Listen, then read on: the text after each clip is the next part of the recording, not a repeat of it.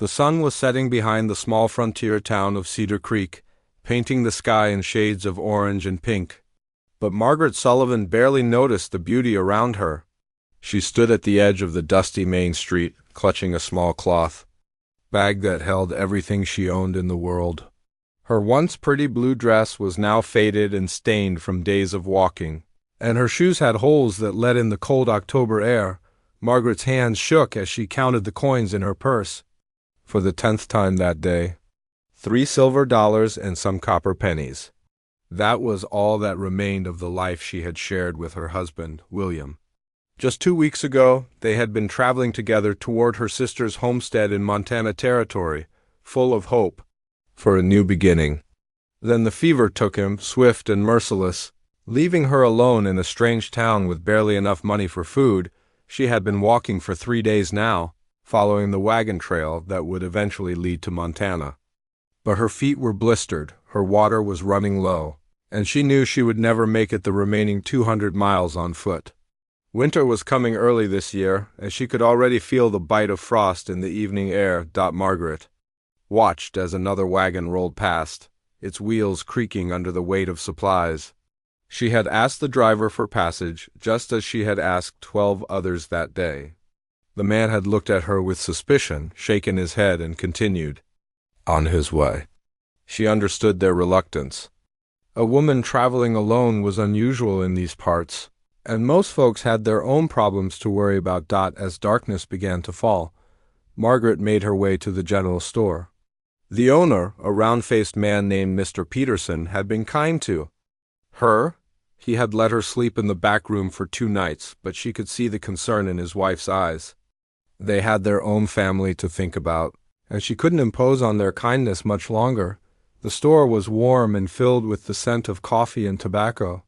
A few men sat around the pot-bellied stove, talking about cattle prices and the weather. Margaret tried to make herself small in the corner, hoping no one would notice her. But she couldn't help listening to their conversation. "Winter's coming early this year," said one man, stroking his gray beard. "I've been ranching these parts for 20 years, and I can feel it in my bones. We'll have snow before Halloween." Mark my words, Margaret's heart sank. If snow came early, the mountain passes would be blocked, and she would be trapped in Cedar Creek until spring. She had no money to last that long, and no skills that would help her find work in such a small town. Her sister didn't even know she was coming. The last letter Margaret had sent was from Kansas, weeks ago. Just then, the door opened with a bang, and a tall man stepped inside. He was dusty from the trail, with sun-weathered skin and hands that spoke of hard work. His hat was pulled low over his eyes, but Margaret could see a strong jaw and kind features beneath the brim. He moved with the easy confidence of a man who was comfortable in his own skin. "Evening, Tom," called Mr. Peterson from behind the counter. "Back from Billings already?" The man nodded and tipped his hat. "Evening, Pete. Yeah, delivered that load of lumber right on schedule. The new mill owner paid me well, so I thought I'd stock up on supplies before heading north." Margaret watched as Tom McKenna moved through the store, picking up items and placing them on the counter. Coffee, beans, flour, ammunition. The supplies of a man who knew how to take care of himself. On the trail, she noticed the way he moved, careful and deliberate, like someone who had learned to be cautious in a dangerous world. "You heading up to Montana Territory?" asked one of the men by the stove. Tom nodded. "Got a delivery to make near the Yellowstone River. Should take me about 2 weeks, weather permitting." Margaret's heart jumped. Montana Territory. That was exactly where she needed to go. She stood up slowly, her legs shaking with nervousness. This might be her last chance. If Tom said no, she would have to find another way to survive the winter. In Cedar Creek, she approached the counter where Tom was paying for his supplies. Up close, she could see that he was probably in his 30s, with brown hair that needed a trim and eyes the color of sagebrush. There was something gentle about him, despite his rough appearance. "Excuse me, sir," she said quietly. Tom looked up, surprised to see her. His eyes took in her worn dress and tired face, and she saw a flash of sympathy cross his features. "Yes, ma'am." Margaret took a deep breath. I couldn't help but hear that you're traveling to Montana Territory. I have a very difficult request to make.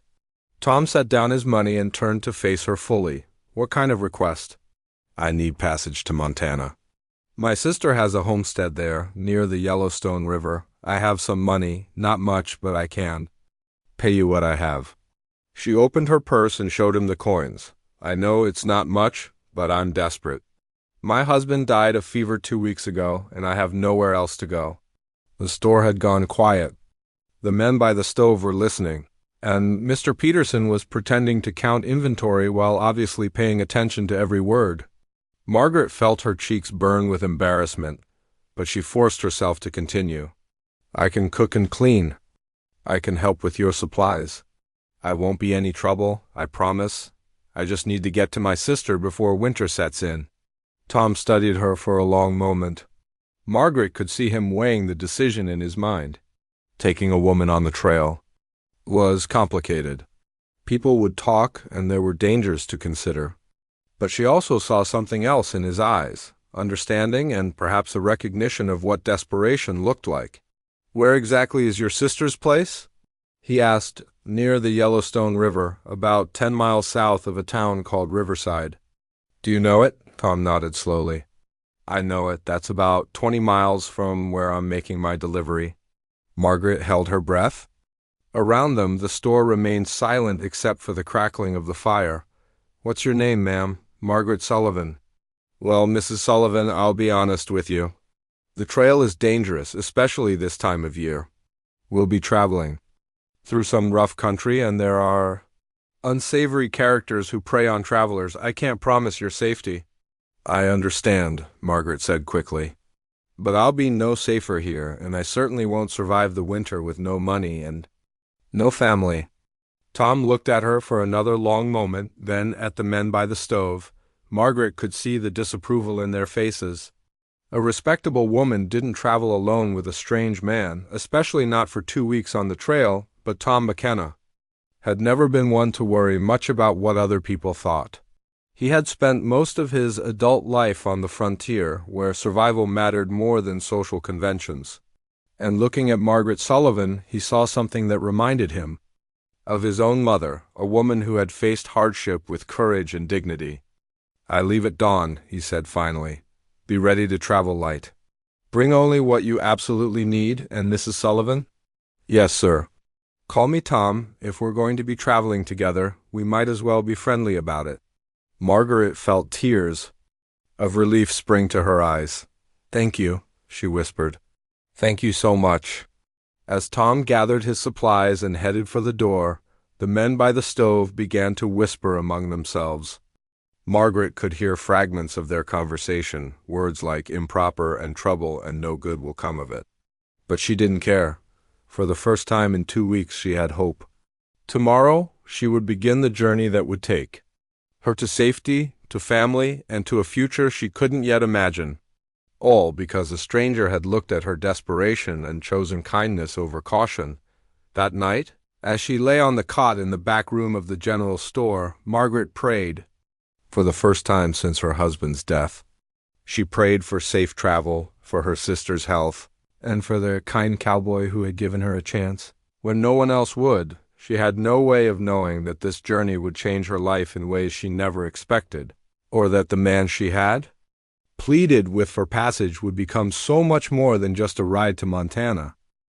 The morning air was crisp and cold when Margaret stepped out of the general store, carrying her small bundle of belongings. The sun was just beginning to peek over the horizon, casting long shadows across the dusty street. She had barely slept all night, her mind racing with worry about the journey ahead and gratitude for Tom's unexpected kindness. Tom was already waiting by his wagon, checking the harness on his 2 sturdy oxen. The animals were massive creatures, their breath creating small clouds in the cold air. Margaret had never been this close to oxen before, and she felt a little intimidated by their size.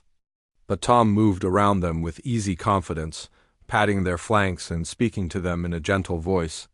Good morning, Mrs. Sullivan, he said, touching the brim of his hat. Ready for the trail? Margaret nodded, though she wasn't sure she was ready for anything. Yes, sir. Thank you again for this opportunity. Tom gestured to the back of the wagon, which was loaded with supplies covered by a heavy canvas tarp.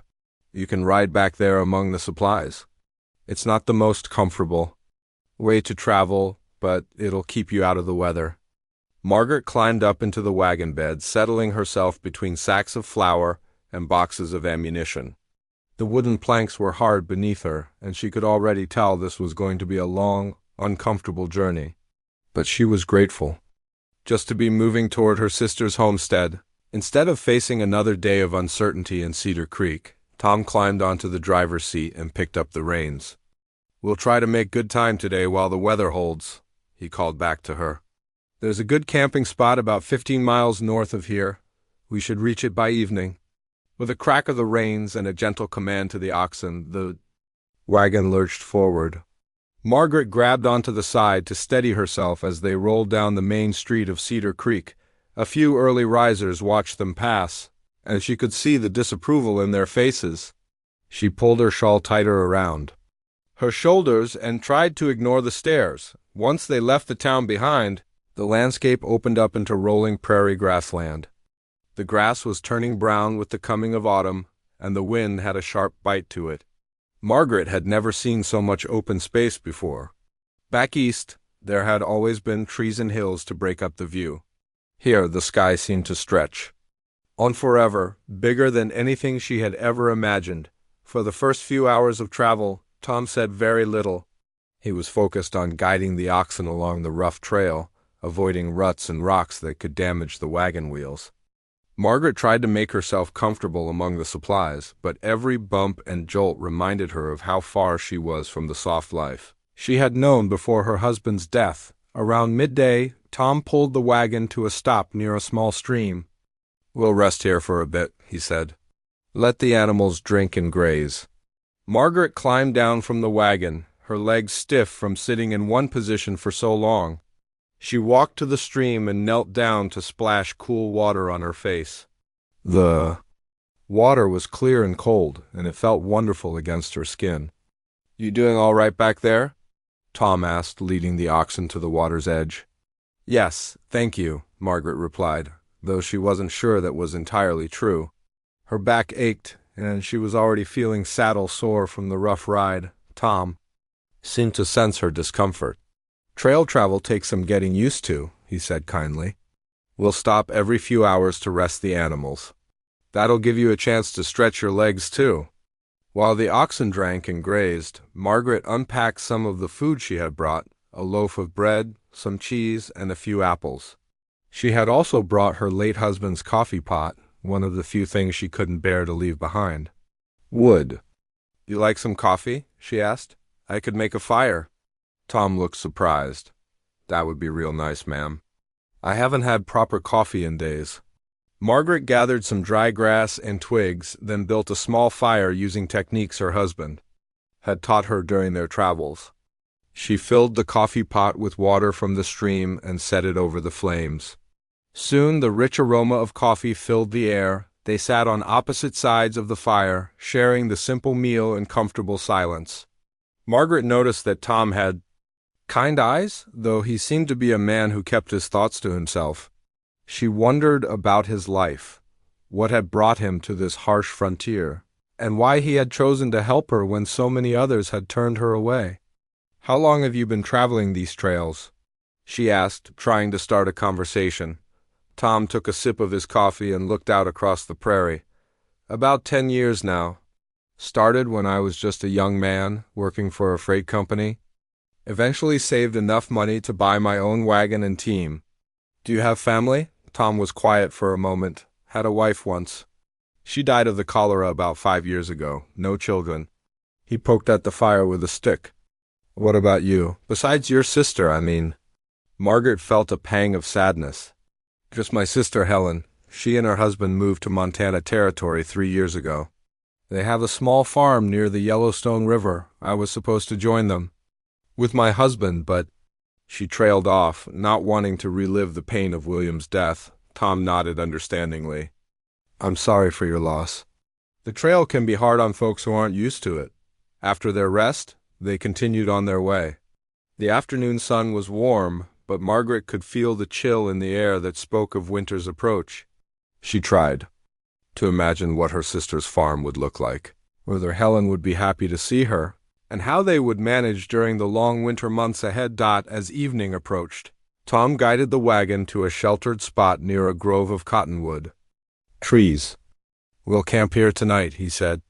"There's good grass for the animals and shelter from the wind." Margaret climbed down from the wagon, her body aching from the long day of travel. She watched as Tom unhitched the oxen and led them to a patch of grass where he hobbled them for the night. He moved with the practiced efficiency of someone who had done this routine hundreds of times. "I can help with the camp," Margaret offered. "I'm a good cook, and I can gather firewood." Tom looked at her with something that might have been respect. "That would be helpful. I'll set up the sleeping arrangements." Margaret gathered dry branches and buffalo chips for fuel while Tom arranged his bedroll near the fire. She noticed that he had only one blanket, and she wondered where she was supposed to sleep. The thought made her nervous. She barely knew this man, and here she was, alone with him in the middle of nowhere. As if reading her thoughts, Tom said, "I've got a spare tarp you can use for a ground cover. You can sleep on the other side of the fire. I'll keep watch for most of the night. Anyway." Margaret felt relieved. Tom was being respectful and considerate, treating her like a lady despite the unusual circumstances of their travel. She cooked a simple supper of beans and bacon, and they ate while watching the sun set over the prairie. The sky turned brilliant shades of orange and purple, and the first stars began to appear. Margaret had never seen so many stars before. Without the lights of cities and towns, the night sky was alive with thousands of twinkling points of light. "It's beautiful," she said softly. Tom followed her gaze upward. "One of the things I love about trail life, you get to see country the way God made it, before folks came along and changed everything." As the night grew colder, Margaret wrapped herself in her shawl and lay down on the tarp Tom had provided. The ground was hard beneath her, and she could hear strange sounds in the darkness, owls calling, coyotes howling in the distance, and the constant rustle of grass in the wind. She was just beginning to drift off to sleep when she heard the first rumble of thunder. Within minutes, the wind picked up, and she could smell rain in the air. Then the storm hit with full force. Lightning flashed across the sky, and rain began to fall in heavy sheets. "Mrs. Sullivan," Tom called out over the noise of the storm, "you need to get under the wagon." Margaret scrambled to gather her few belongings and crawled under the wagon for shelter. But the rain was coming down so hard that even there she was getting soaked. Her thin dress was no protection against the cold, driving rain, and she began to shiver uncontrollably. Tom appeared beside her, his own clothes dripping wet. Without hesitation, he began to untie his bedroll. "Here," he said, wrapping the heavy blanket around her shoulders. "You need this more than I do." "But what about you?" Margaret protested. "You'll freeze." "I'll be fine," Tom said, though she could see him shivering too. "I've been through worse storms than this." As the storm raged on, Margaret huddled under Tom's blanket, grateful for its warmth. She watched as he sat nearby, keeping watch over their camp despite the cold rain that continued to soak him to the bone. His act of selfless kindness touched her deeply. Here was a man who barely knew her, yet he was willing to sacrifice his own comfort for her safety. When morning came, the storm had passed, leaving the prairie fresh and clean. Margaret found Tom sitting by the cold fire, his lips blue from the cold. She quickly rebuilt the fire and made coffee, her heart heavy with guilt over his suffering. "Thank you," she said quietly as she handed him a steaming cup. "For the blanket. You didn't have to do that." Tom accepted the coffee gratefully, his hands shaking slightly from the cold. "Couldn't let you freeze," he said simply. After 5 days on the trail, Margaret and Tom had settled into a comfortable routine. They would wake before dawn, share coffee and a simple breakfast, then travel until midday when they would stop to rest the oxen. During these breaks, their conversations had grown longer and more personal. Tom had begun to share stories of his life as a freight driver, while Margaret spoke about her dreams of starting fresh in Montana territory, but their peaceful journey was about to face its first real test. The morning of the sixth day brought them to Willow Creek, a river that Tom had crossed many times before. But this time was different. Heavy rains upstream had turned the normally gentle stream into a raging torrent of muddy water. The crossing point where Tom usually forded was now deep and dangerous, with debris floating downstream and the current running much faster than normal. Tom stood at the water's edge, studying the swollen river with worried eyes. Margaret climbed down from the wagon and joined him, her heart sinking as she saw the churning water. "Can we cross it?" she asked, though she already suspected. The answer. Tom shook his head slowly. "Not here. The water's too deep and the current's too strong. We'll have to find another way across." They spent the morning walking along the riverbank, searching for a safer crossing point. Finally, about 2 miles upstream, they found a spot where the river was shallower and the current seemed less violent. But even here, the crossing would be treacherous. "The water's still deep," Tom said, testing the bottom with a long stick. "It'll come up to the wagon bed, maybe higher. And the bottom's soft. We might get stuck." Margaret felt a chill of fear. "What happens if we get stuck?" "We'll have to figure that out if it happens," Tom replied grimly. "But we can't stay here. There's no shelter, and winter's coming fast. We need to get across today." Tom spent the next hour preparing for the crossing.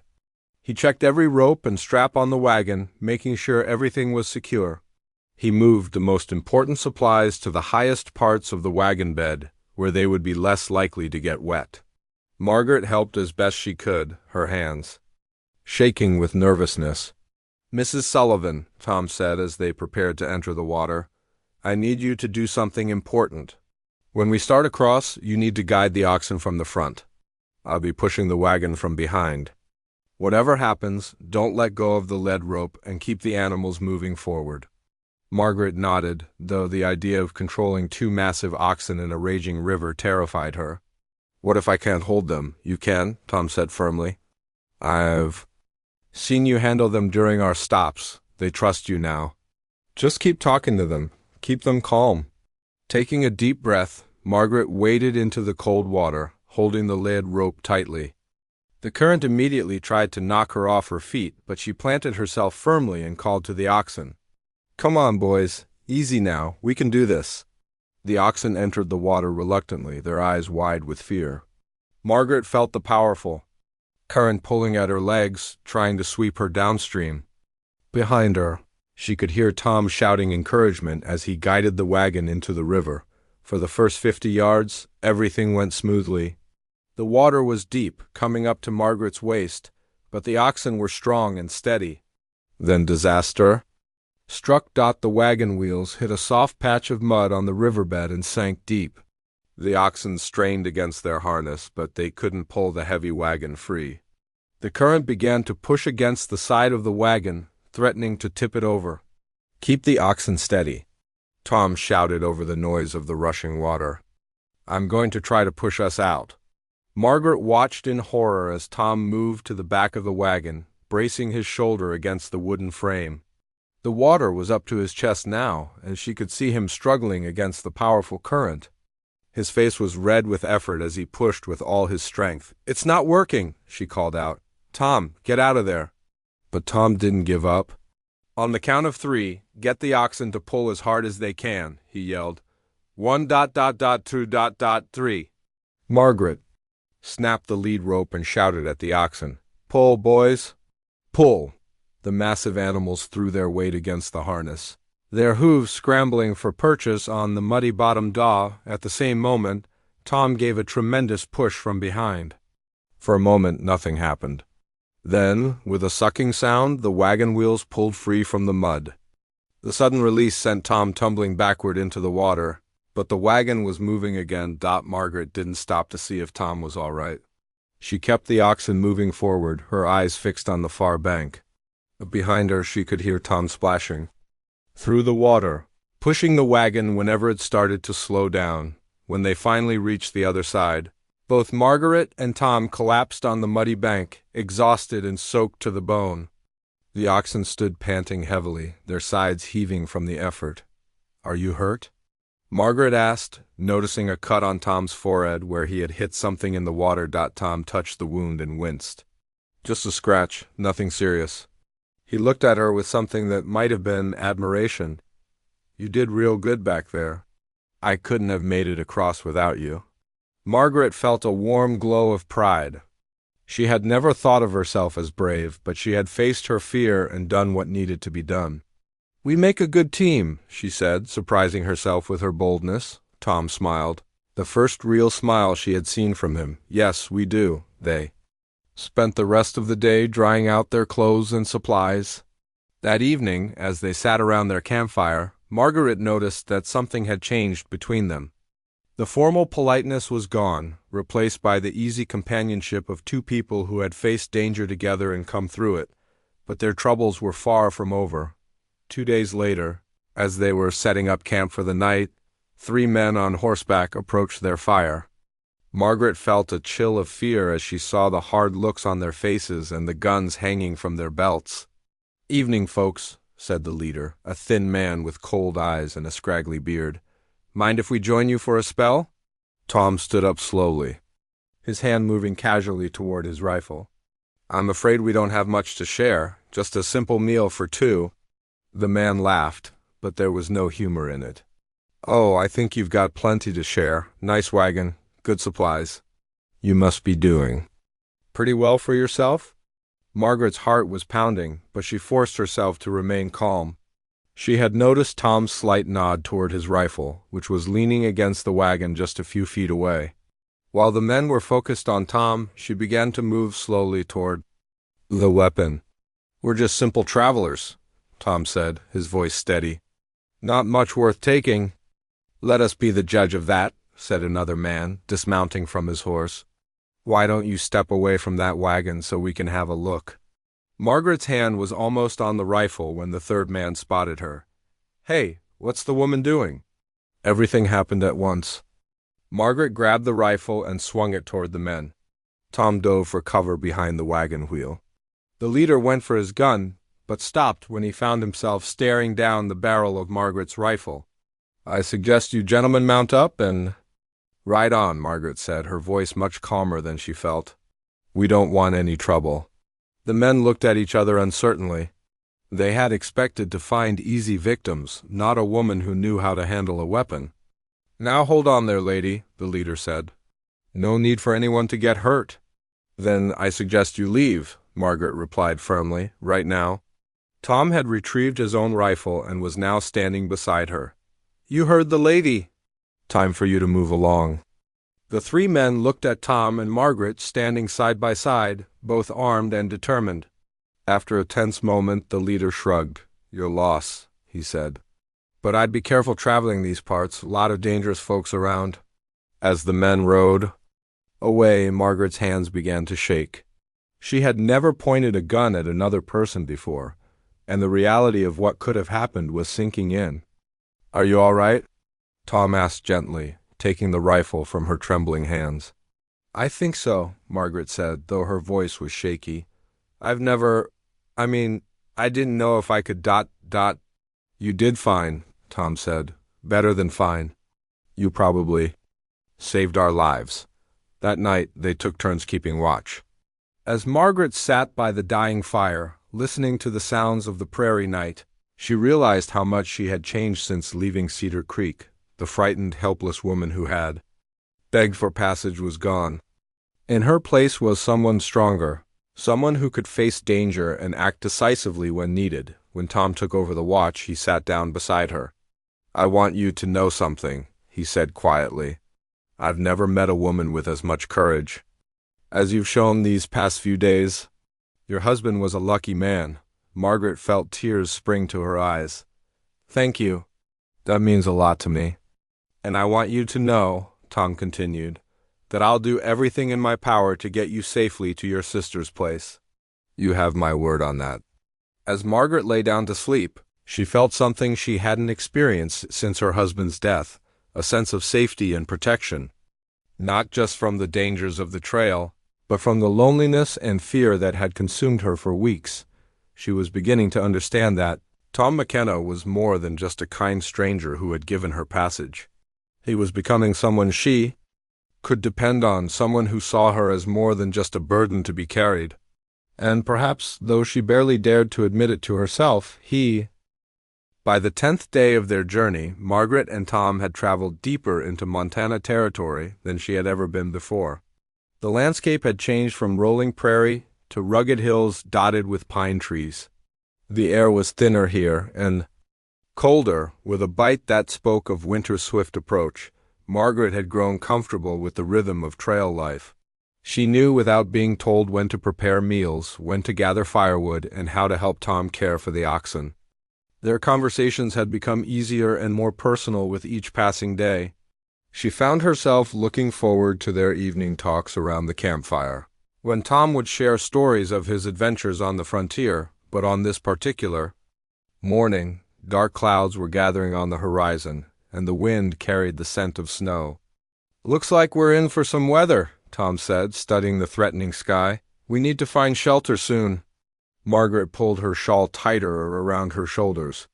The temperature had dropped significantly since dawn, and she could feel the dampness in the air that came before a storm.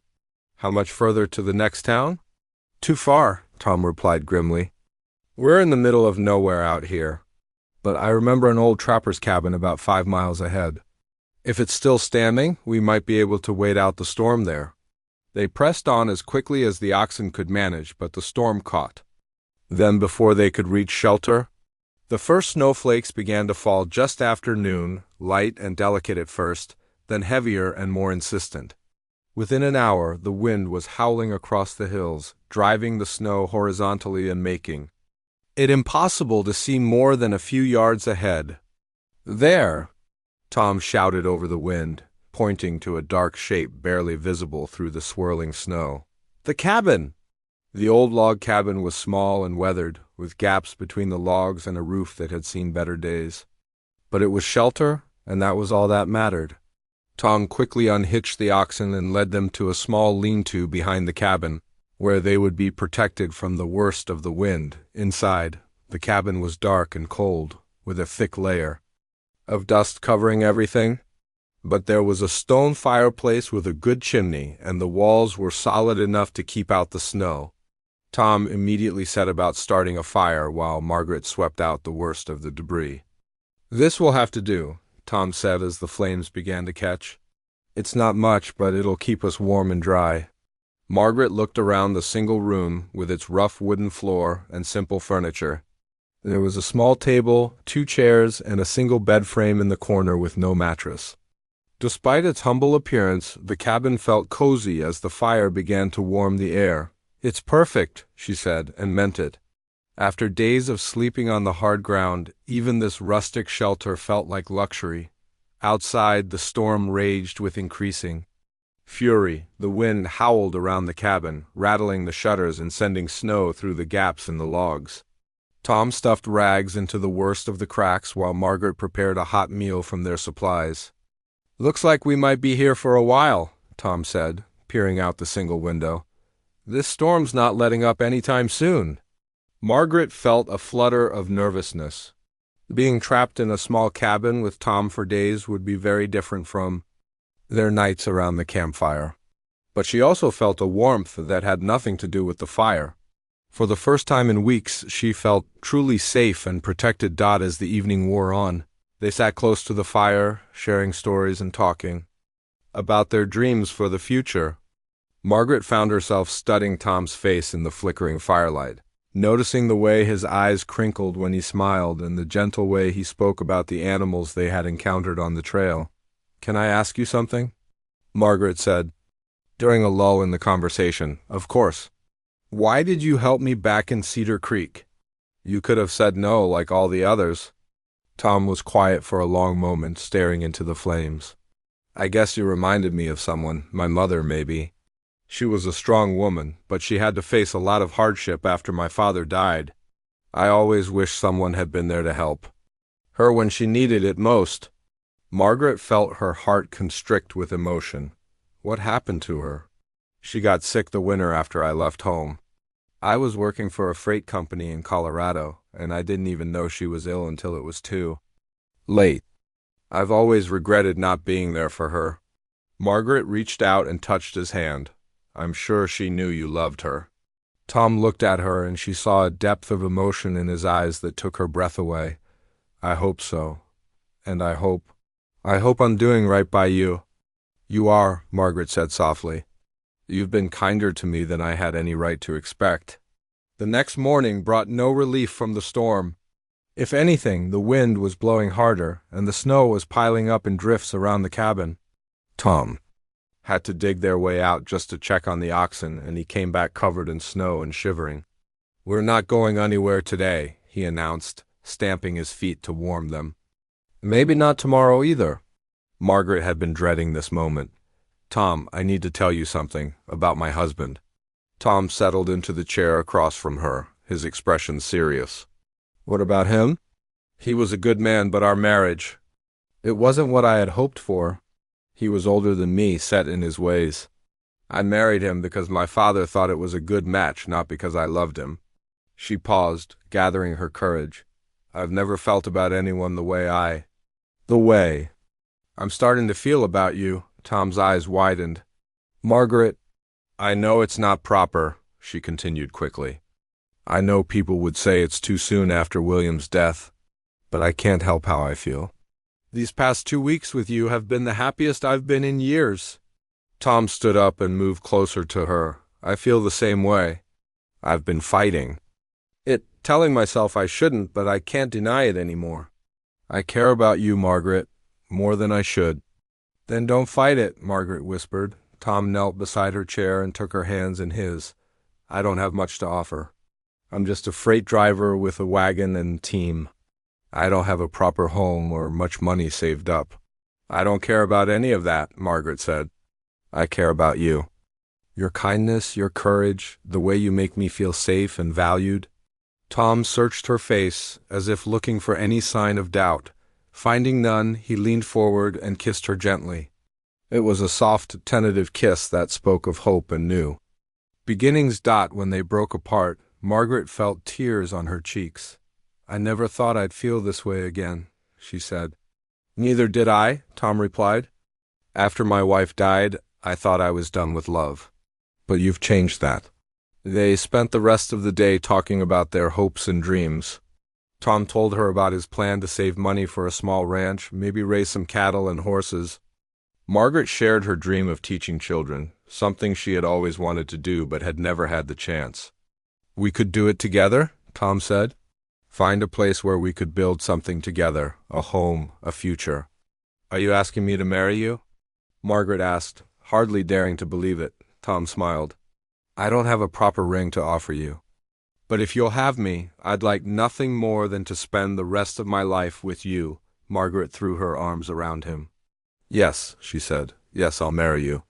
That evening, Tom took a piece of silver from his supplies and worked it into a simple ring using tools from his repair kit. It wasn't fancy, but it was made with love and hope for their future together. "It's beautiful," Margaret said as he slipped it onto her finger. "It's perfect." On the third day, the storm finally began to clear, but their problems were far from over. When Tom went to check on the oxen, he found that wolves had gotten into the lean-to during the night. One of the oxen had been killed, and the other was badly injured. "We can't continue with just one ox," Tom said grimly. "The wagon's too heavy." Margaret looked at their supplies, then at Tom. "What do we need to leave behind?" "Half of everything," Tom replied. "Maybe more." Without hesitation, Margaret began sorting through her belongings. She kept only the most essential items, a change of clothes, her husband's coffee pot, and a small Bible that had belonged to her mother. Everything else went into a pile to be left behind. "Are you sure about this?" Tom asked, watching her pack. "I'm sure," Margaret said firmly. "Things can be replaced. What we have together is more important than any possession." Tom looked at her with such love and admiration that Margaret felt her heart swell. "I don't deserve you," he said. "Yes, you do," she replied, "and I don't deserve you. But somehow we found each other." As they prepared to leave the cabin, Margaret took one last look around. This simple shelter had become the place where they had found love and committed to a future together. No matter what challenges lay ahead, she knew they would face them together. The injured ox was weak, but able to travel slowly. They would have to take their time and rest frequently, but they were moving again. As they rolled away from the cabin, Margaret felt a mix of excitement and nervousness.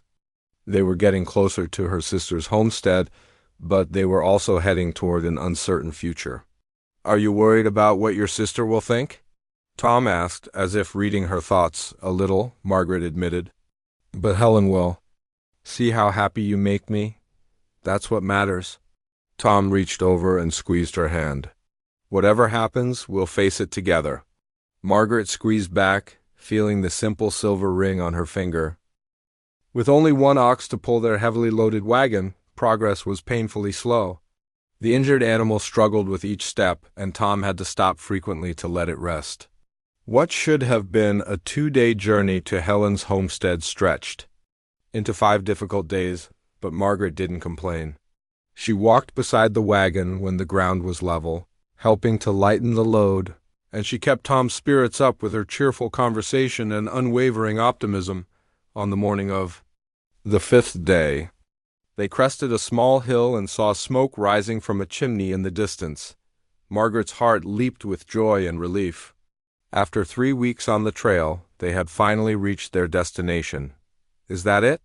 Tom asked, pointing to the small log cabin nestled in a valley below. Margaret shaded her eyes against the sun and studied the distant building. "Yes, that's Helen's place. I recognized the big oak tree by the front door." As they made their way down the hill, Margaret's excitement was mixed with nervousness. She hadn't seen her sister in 3 years, and she was arriving under very different circumstances than originally planned. Instead of coming with her husband as a married couple starting fresh, she was arriving as a widow engaged to a man Helen had never met. The cabin was larger than it had appeared from the hill, with a good-sized barn and several outbuildings. Chickens pecked in the yard, and Margaret could see a vegetable garden that had been carefully tended. It looked like a real home, the kind of place where a person could build a life. Before they reached the cabin, the front door opened and a woman stepped out. Margaret's breath caught in her throat. Helen looked older than she remembered, with lines around her eyes and gray streaks in her brown hair. But her face lit up with joy when she recognized her sister. "Margaret!" Helen cried, running toward the wagon. "Oh my God, Margaret, I thought you were dead." Margaret jumped down from the wagon and ran to meet her sister. They embraced tightly, both crying with relief and happiness. It had been so long since Margaret had felt the comfort of family, and Helen's familiar presence was like a balm to her wounded heart. "I'm so sorry I couldn't send word," Margaret said through her tears. "William got sick, and then everything happened so fast. She," Helen soothed, stroking her sister's hair. "You're here now, that's all that matters." A tall, bearded man emerged from the cabin, moving slowly with the help of a walking stick. Margaret recognized him as Helen's husband, Robert, though he looked thinner and more frail than she remembered. "Welcome, Margaret," Robert said warmly. "We've been worried sick about you." Margaret wiped her eyes and turned to introduce Tom, who had been standing quietly beside the wagon. "Helen, Robert, I'd like you to meet Tom McKenna. He saved my life. Without him, I never would have made it here." Tom stepped forward and removed his hat. "Ma'am, sir, I'm pleased to meet you." Helen looked between Margaret and Tom, clearly sensing there was more to the story. "Any friend of Margaret's is welcome in our home," she said graciously. "Please, come inside. You both look exhausted." As they unloaded their few remaining possessions, Margaret noticed that Robert was moving very carefully, as if he were in pain. When she asked Helen about it later, her sister explained that Robert had been injured in a farming accident the previous spring. His leg had been badly broken, and though it had healed, he was no longer able to do the heavy work required to maintain the farm. "We've been struggling," Helen admitted as they prepared supper together. "Without Robert's full strength, we can't manage all the work. We've been talking about selling the farm and moving to town, but we hate to give up everything we've built." Here, Margaret felt a pang of worry. She had hoped to stay with Helen and Robert until she could figure out her next steps. But if they were having their own problems, she didn't want to be a burden. That evening, as they sat around the kitchen table sharing a simple meal, Margaret told her sister about William's death and the difficult journey that had brought her to Montana. She also told Helen about Tom's kindness and how he had protected her on the trail. "He sounds like a good man," Helen said, glancing at Tom with approval. "But Margaret, what are your plans now? I mean, you're welcome to stay here. As long as you need to, but ... dog quotes." Margaret took a deep breath. "Actually, Helen, there's something else I need to tell you. Tom and I were going to be married." Helen's eyes widened in surprise. "Married? But Margaret, William only died 3 weeks ago. Don't you think it's too soon?" Margaret felt her cheeks burn, but she forced herself to meet her sister's gaze. "I know how it looks. But Helen, I've never felt this way about anyone before. Tom is kind and honest and good. He makes me feel safe and loved." Helen looked at Tom, who had been sitting quietly through the conversation. "What about you, Tom? What are your intentions toward my sister?" Tom straightened in his chair. "I love her, ma'am. I know the timing isn't ideal, but I can't imagine my life without her. I want to take care of her and make her happy." "And how do you plan to support her?" Robert asked. "No offense, but freight driving isn't the most stable profession." Tom nodded. "You're right, sir. I've been thinking about that. I have some money saved up, and I was hoping to buy a small piece of land somewhere, maybe raise some cattle or horses. I'm not afraid of hard work." Helen and Robert exchanged glances. Margaret could see them having some kind of silent conversation, the way married couples do after years together. Finally, Helen spoke. "Tom, would you be interested in staying here? We have 160 acres, but Robert can't manage the heavy work anymore. If you were willing to help with the farm, we could work out some kind of partnership." Tom's eyes lit up. "You'd be willing to do that?" "It would help all of us," Robert said.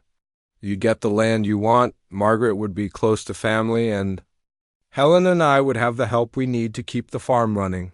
Margaret felt tears of joy spring to her eyes. It was more than she had dared to hope for. Not only would she be reunited with her sister, but she and Tom would have a chance to build a real life together. "There's just one condition," Helen added with a smile. "You two need to get properly married first." "I won't have people in town talking about my sister living in sin," Tom grinned. "I was hoping you'd say that. Is there a preacher in town?" "There's a circuit preacher who comes through once a month," Robert said. "He's due back next week." And so, on a crisp autumn morning exactly 1 month after Margaret had first pleaded with Tom for passage, they were married in the little church in town.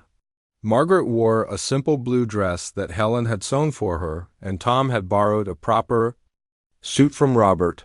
The ceremony was small but heartfelt, with Helen and Robert as witnesses and a handful of neighbors in attendance. After the wedding, they returned to the farm to begin their new life together. Tom threw himself into the work, with enthusiasm, repairing fences and buildings that had been neglected during Robert's recovery. Margaret helped Helen with the household chores and started a small school for the children in the area, fulfilling her long-held dream of teaching Dot as winter settled over the valley. The four of them worked together to prepare for the cold months.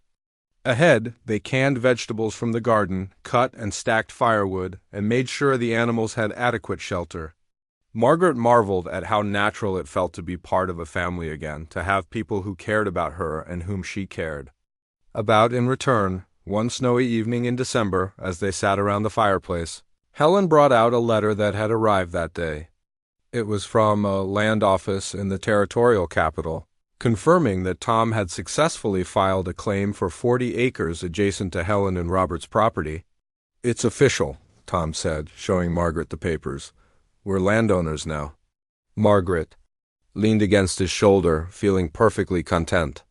"I can't believe how much has changed since that day in Cedar Creek." "Do you ever regret it?" Tom asked quietly. "Leaving everything behind? Taking such a risk?" Margaret looked around the warm room at her sister and brother-in-law, then up at the man who had become her husband. "Never," she said firmly. That was the best decision I ever made. Spring brought new challenges and new opportunities. Tom and Robert expanded their farming operation, planting more crops and acquiring additional livestock. Margaret's school had grown to include 12 students, and she was already planning to add more advanced classes. By summer, Margaret was expecting their first child. Tom was overjoyed, constantly fussing over her and insisting she take things easy. Helen teased him about being an overprotective husband, but Margaret loved seeing this tender side of the man who had once seemed so strong and stoic. Their daughter was born on a warm September morning, exactly 1 year after Margaret had first arrived at the farm.